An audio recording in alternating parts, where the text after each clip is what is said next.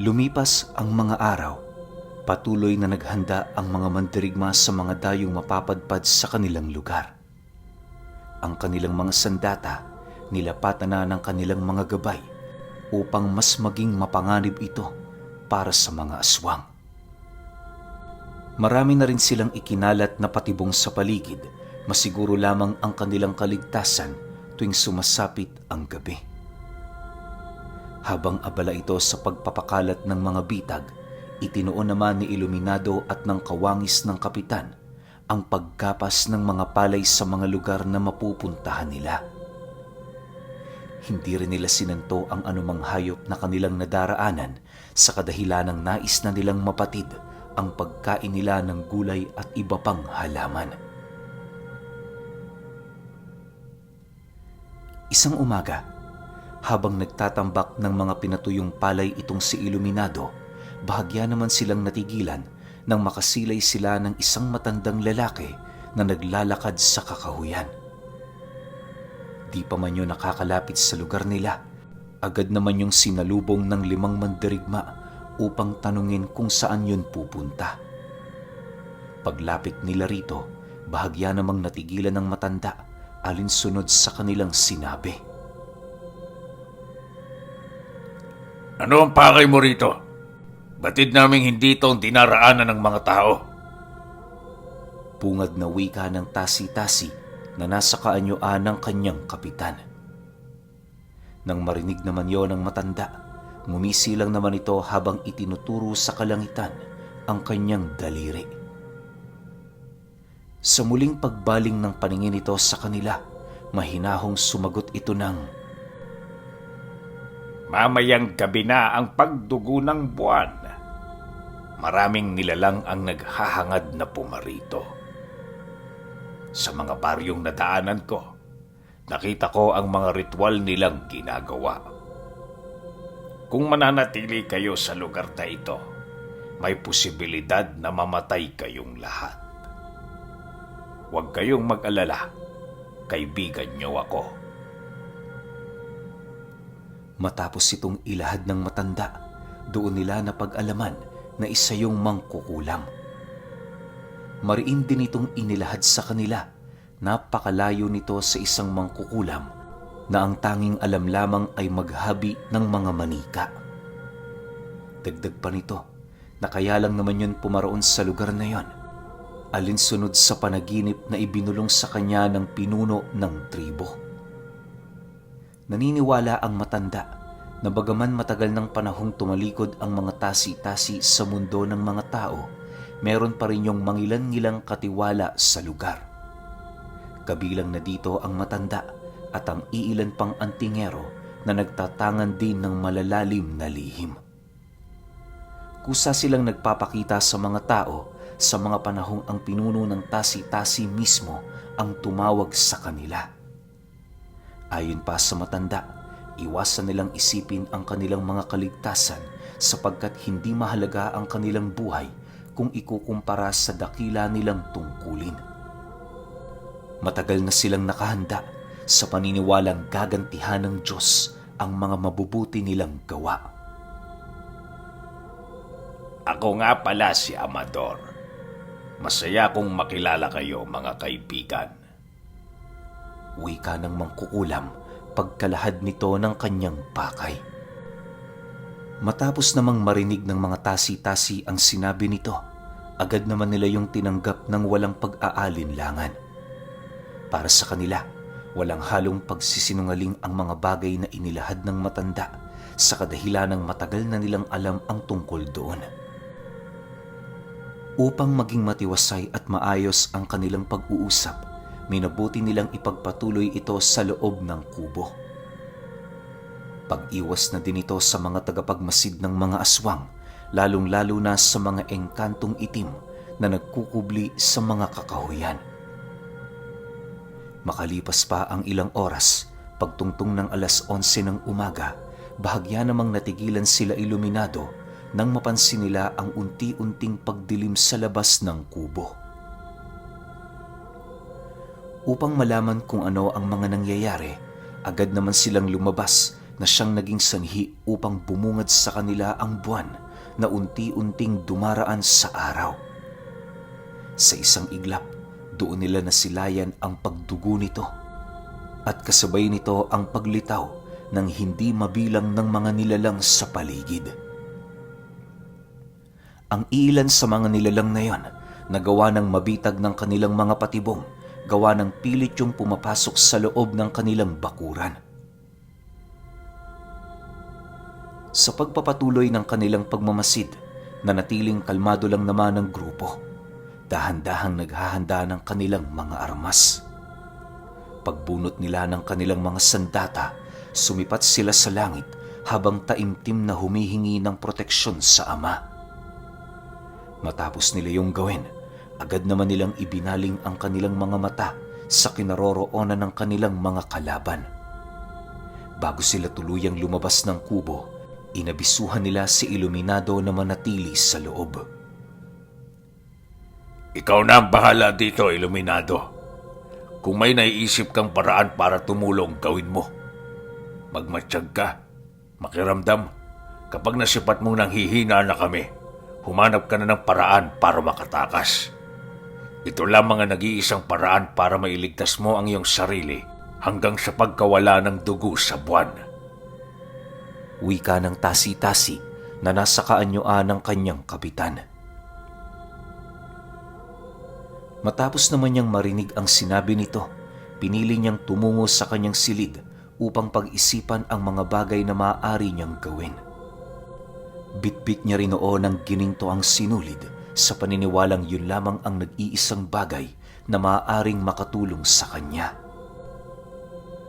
Nang makaupo na siya sa higaan niya, seryoso naman niyang pinagmasdan ang sinulid na yon habang nag-iisip ukol sa mga bagay na kanyang nais ibulong dito.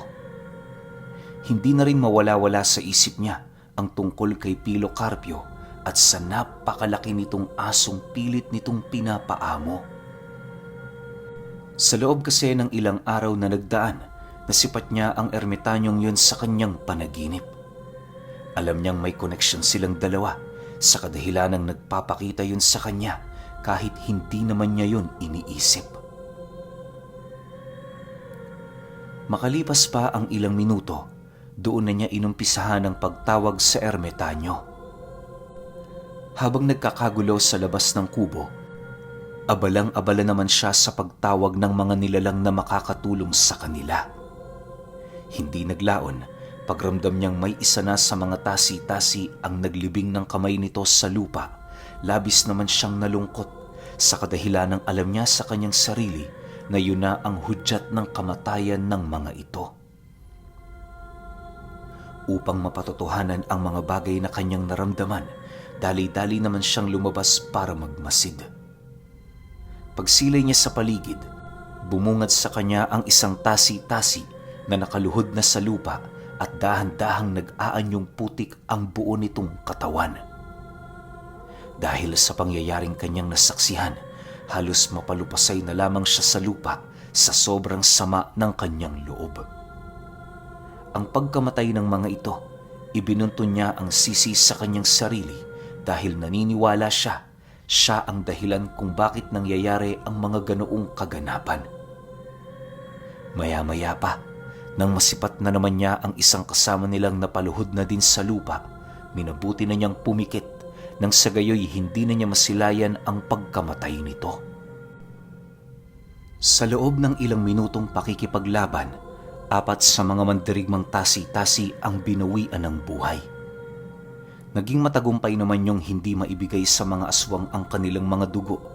Gawa ng bago pa sila nito malapa, nagawa na nilang mailipat sa mundo ang pinagmumulan ng kanilang buhay. Dahil sa mga pangyayaring yon, mas lalo namang tumindi ang pagmamalabis ni Iluminado na humingi ng tulong sa ermitanyo. Pagbanggit niya sa pangalan nito, laking gulat na lamang niya nang makarinig siya ng isang malakas na kalampag sa loob ng kubo. Noong una, inakala niyang aswang ito na nakapasok, pero pagsilay niya roon, doon bumungad sa kanya ang isang malaking asong itim na halos kahalintulad sa alaga ng ermitanyo. Paglalarawan niya sa asong yon, meron yung payat na katawan, subalit napakatikas ng tindig nito. May mahaba yung balahibo at meron yung mga tengang palaging nakatayo. Napakatulis din ng nguso ng asong yon at meron itong matatalas na mga pangil na nagkukulay pula. Pagtitigan nilang dalawa ng nilalang, agad naman yung lumapit sa kanya at kasabay nito ang dahan-dahan nitong pag-upo sa kanyang harapan. Habang nananatiling nagmamasid ang nilalang, ibinulong niya dito ang kanyang mga hinaing at nais niyang ipagawa. Matapos naman yung marinig ng aso, tumango ito habang dahan-dahang tumatayo. Sa isang iglap, binalot ng usok ang katawan nito at hindi naglaon, tuluyan na yung naglaho. Maya-maya pa, nakarinig na lamang siya ng mga pagsisigawan sa labas, hudyat na meron doong nangyayaring kakaiba. Pagsilay niya sa paligid, bumungad sa kanya ang nilalang na walang habas na nilalapa ang mga aswang. Dahil sa pangyayaring yon, nagkaroon ng pagkakataon ang mangkukulam na bumalik sa kubo kasama ang tasi-tasing nasa kaanyuan ng kanyang kapitan. Pagpasok ng dalawa sa loob ng silid, agad namang humanap ang tasi-tasi ng lupa na maaari niyang pagbaunan ng kanyang kanang kamay. Nang may sakatuparan na niya ito, dali-dali naman niyang hinawakan ng pisngi ni Iluminado habang nagwiwika ng, Masaya akong nanilbihan sa'yo. Pakisabi sa aming pinuno, mamamatay kaming lumalaban. Mag-iingat ka. Ilayo mo sa kanila ang sinulid. Matapos nitong makapagsalita, bigla namang binalot ng putik ang buong katawan nito. Hindi naglaon na mula ang lupang kinaroroonan ng tasi-tasi na siya namang naghudyat ng kamatayan nito. Bagaman napakasakit para kay Iluminado na makitang namamatay ang mga kaibigan niya, wala siyang magagawa kundi yon ay tanggapin. Kahit papaano, nagpasalamat pa rin siya, gawa ng hindi tuluyang nalipol ang mga kaibigan niya. Habang nagpapahinga sila ng mangkukulam, mayat maya naman ang pagrinig nila ng mga pag-atungal sa labas ng kubo. Patuloy namang nakikipaglaban ang aso ni Pilocarpio sa kabila ng dami ng mga nilalang hanggang sa hindi naglaon, tuluyan ang nawala ang pagdugo ng buwan sa kalangitan. Unti-unti na ring bumalik ang katahimikan, hudyat ng pagwawakas ng digmaan. Matapos ang pangyayaring yon, minabuti nilang magpahinga pansamantala. Habang nakaupo sila sa silya, mayat maya naman ang pagmasid ni Iluminado sa ginintoang sinulid upang makita ang pagbabago nito. Nanumbalik kasi sa kanyang isipan ang mga habili ng mga tasi-tasi bago yun tuluyang mamaalam.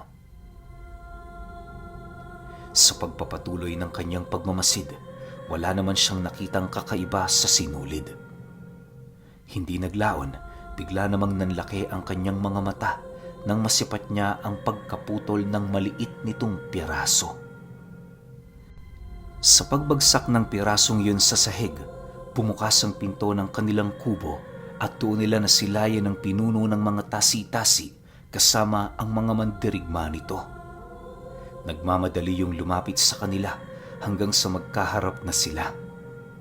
Pagtitigan ni Iluminado at ng pinuno, agad naman siyang itong hinawakan sa braso habang dahan-dahang hinihila papalabas ng kubo. Magmadali ka, kaibigan, sapagkat limitado lamang ang oras namin dito. Tayo na, isama mo yung kaibigan mo. Wika ng pinuno. Nang marinig naman nila ang sinabi nito, agad naman sila doong sumunod ng walang pagdadalawang isip. Sa paglabas nila ng kubo, bumungad sa kanila ang dalawang tipak ng bato kung saan ang gitna nito merong tubig na umiikot na parabang hinihigop ng ipo-ipo. Pagpasok nila sa loob nito, bumungad sa kanila ang isla na matagal na niyang napuntahan. Sa panahong yon, napakaaliwalas ng lugar na parabang hindi ito araw-araw hinahagupit ng bagyo. Para maprotektahan kasi ang isla, kaparte ng mga mahika ng tasi-tasi ang pagtatawag ng bagyo sa lugar nila. Hindi naman nila yun alintana, lalo pat matagal na nilang nakasanayang mamuhay kasama ang hagupit ng kalikasan. Ayon sa pinuno ng tribo, paminsan-minsan nakakaranas naman sila ng tag-init sa lugar. Pero hindi din yun gaanong tumatagal, gawa ng kalahating araw lamang sa loob ng 5 buwan nangyayari ang pagtila ng bagyo. Isang buong araw ding nawawala ang hagupit nito kapag sumasapit ang pagdugo ng buwan sa mundo ng mga tao. Mariin din itong inilahad sa kanya na napakahalaga na mailigtas ng sinulid hanggang sa pagwawakas ng pagdugo ng buwan upang maisilang ang ibon na nagbibigay ng buhay sa kanilang lugar. Dagdag pa nito na hindi namatay sa wala ang kanyang mga kapatid dahil sa matagumpay na pag-ingat ni Iluminado sa sinulid.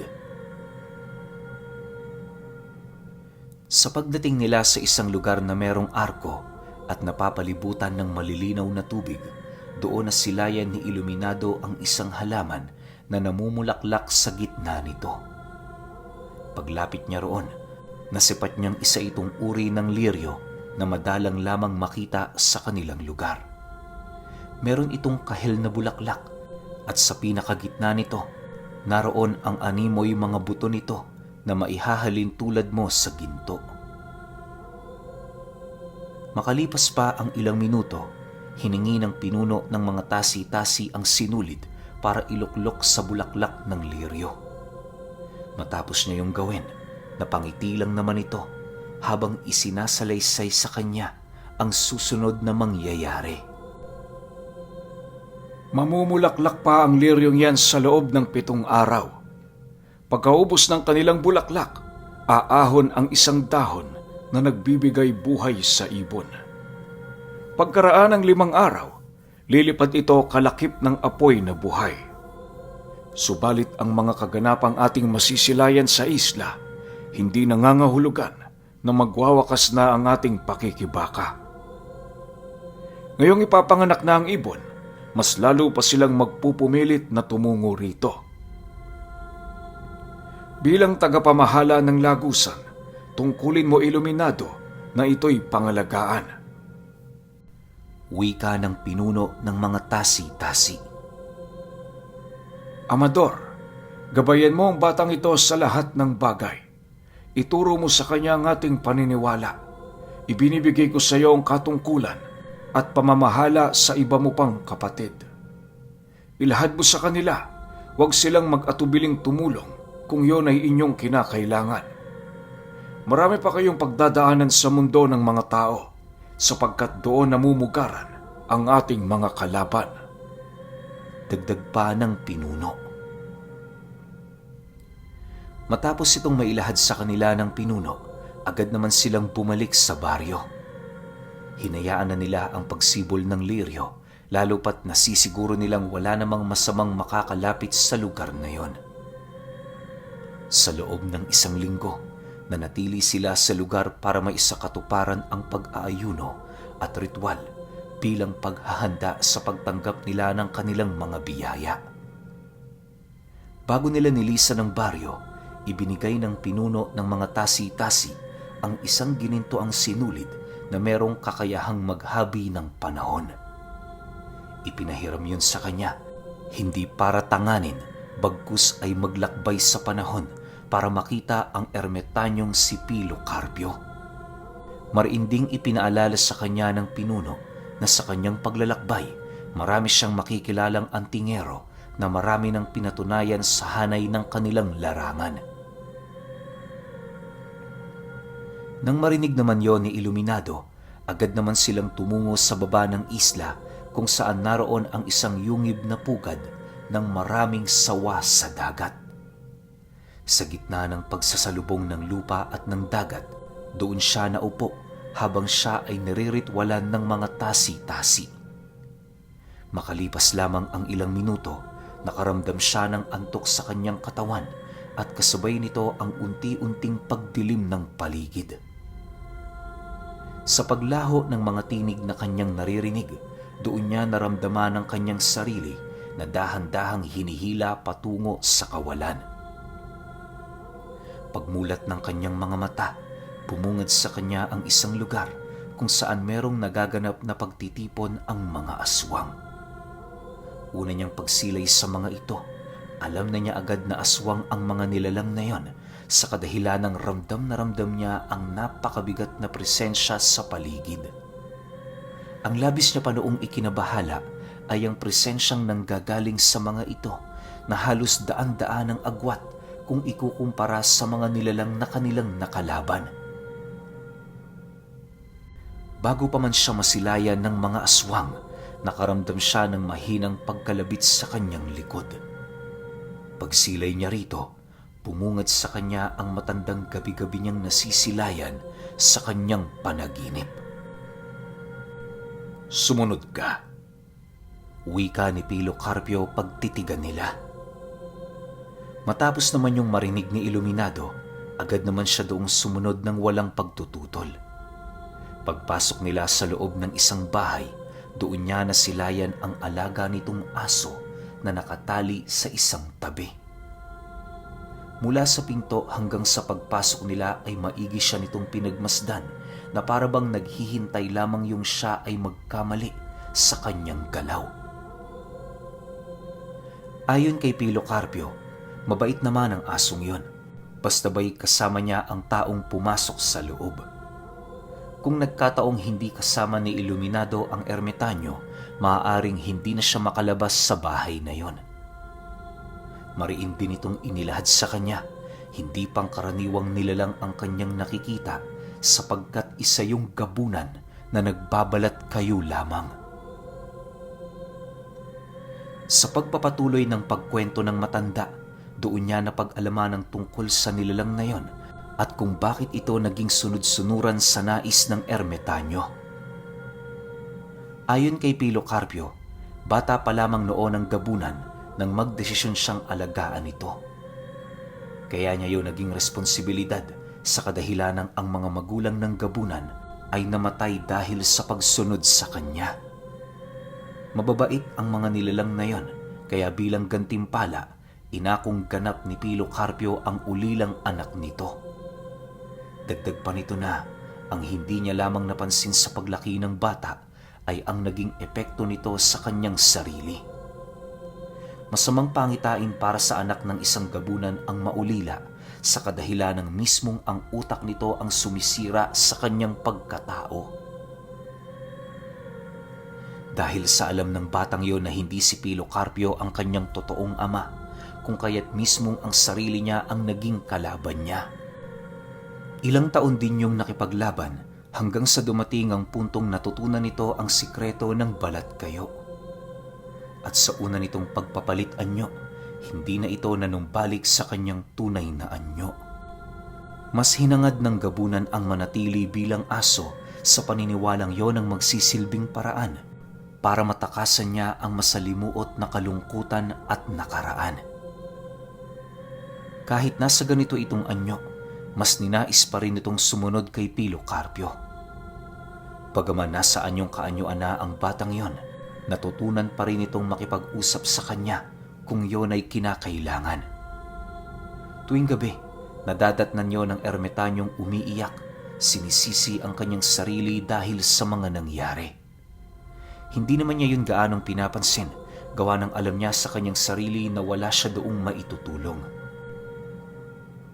Maraming karunungan ng ermitanyo, subalit lahat ito merong hangganan. Kagaya ng Panginoon, may mga bagay din silang hindi maaaring gawin. Alam niyo ba, may limitasyon din ang kapangyarihan ng may likha. Matapos naman yung marinig ni Iluminado, naging palaisipan yun sa kanya, gawa ng buong akala niya, kaya ng Diyos gawin ang lahat ng bagay. Nang marinig naman yun ni Pilo Carpio, tumawa lang naman ito habang sumasagot sa kanya ng, makapangyarihan ng Diyos sa ibang aspeto. Pero may mga bagay siyang hindi kayang gawin. Alam mo, iho, Ang Diyos na makapangyarihan sa lahat, kailan may hindi makakapagsinungaling. Kahinaan niya yan, at dahil dyan, nagpapatuloy ang digmaan.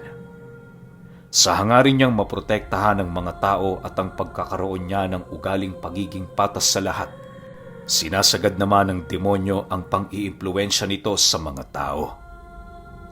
Hindi niya maaaring hatulan ng mga masasama hanggat hindi pa sumasapit ang 1,000 taon. Kung gagawin niya ang paghatol ng hindi pa bumababa ang kanyang bugtong, tatawagin siya na isang Diyos na inhustisya ni Satanas. Nang mailahad naman yon ni Pilo Carpio, doon namulat ang kaisipan ni Iluminado kung bakit may mga digmaang nagaganap sa mundo ng hiwaga. Sa pagpapatuloy ng kanilang pag-uusap, bahagya naman siyang natigilan nang lumipat sa ibang lugar ang kanyang wisyo. Pagmulat ng kanyang mga mata sa paligid, doon niya nasilayan ang isang kubo kung saan may nakabitin na lambat sa tabi nito. Hindi naglaon, nabaling naman ang kanyang paningin sa pintuan ng tahanang yon nang marinig niyang may sumigaw na lalaki ng, Alvaro! Nasaan ka?